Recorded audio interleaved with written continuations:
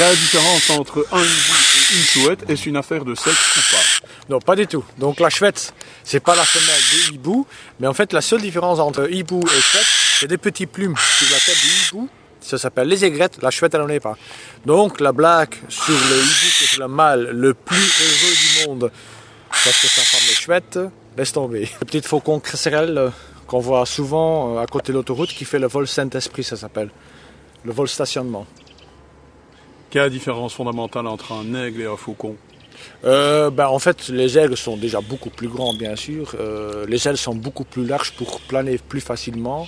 Par contre, les faucons, ils ont les ailes toujours pointues pour avoir quand même une sacrée vitesse, en fait. Donc, ils ont toujours des ailes longues et pointues pour avoir une belle vitesse, comme le faucon pèlerin qui peut plonger à 300 km/h. Quelle est la durée de vie d'un faucon? Cette petite faucon-là a une espérance de vie de 10-15 ans.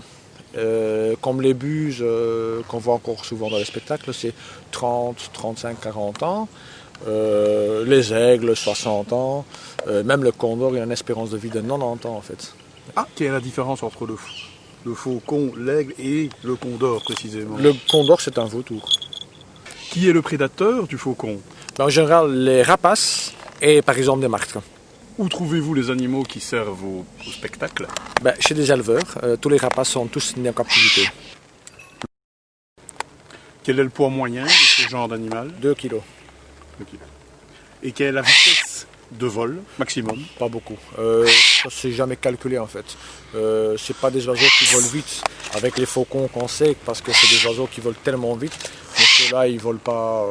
Mais il peut quand même suivre un lapin, donc c'est déjà pas mal. Le cerf de cet oiseau, bien sûr, a besoin de ses griffes. Et les griffes, c'est surtout pour de tuer. Il mange principalement de la viande, des souris, des rats, des poussins. Et puis à la maison, j'ai un élevage de chihuahuas.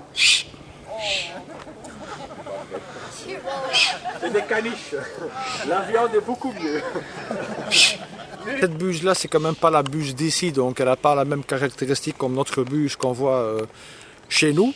Mais la buse de chez nous, elle a une queue relativement courte et quand même des ailes très larges pour planer facilement sur le courant d'ascension. Alors la buse qui vient d'Amérique, c'est la seule rapace qui chasse en groupe. Parfois, ils chassent avec 20 rapaces en même temps. Quel est ce type d'animal? Ça c'est un vautour urubu à tête rouge. Quelle est la différence entre cet animal et un condor, par exemple? La taille.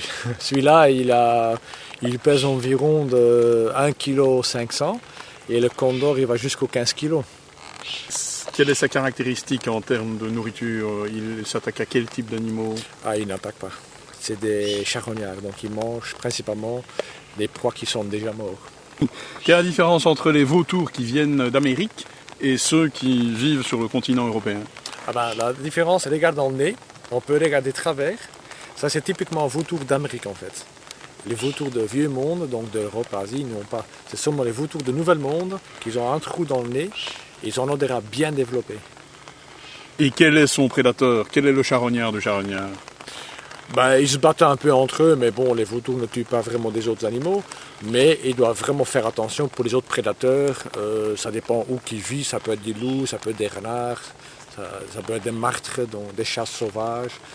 Ça dépend où qu'ils vivent.